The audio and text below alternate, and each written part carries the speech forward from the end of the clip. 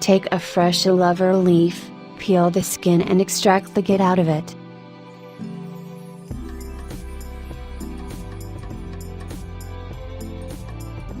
Add half glass rose water with and mix them.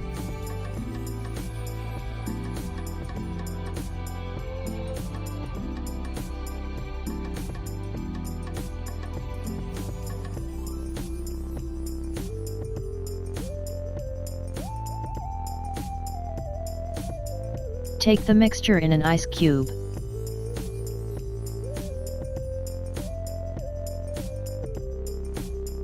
Freeze it till turned into ice.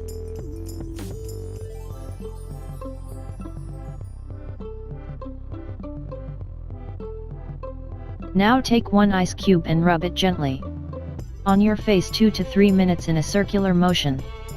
You can use one ice cube daily. If you have too dry or sensitive skin, wrap an ice cube in a thin cotton and use.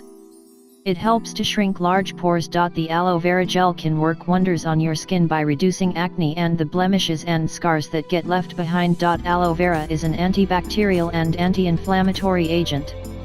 This helps reduce your acne. It stimulate the growth of new cells. Aloe vera is widely used as an after-sun treatment because it is soothing and reduces inflammation. Rice flour ice cube.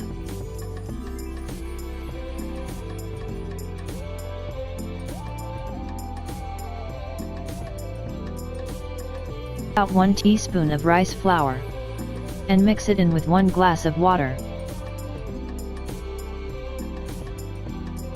Now mix it properly. Now take it on an ice cube and take it. Freeze till turned into ice.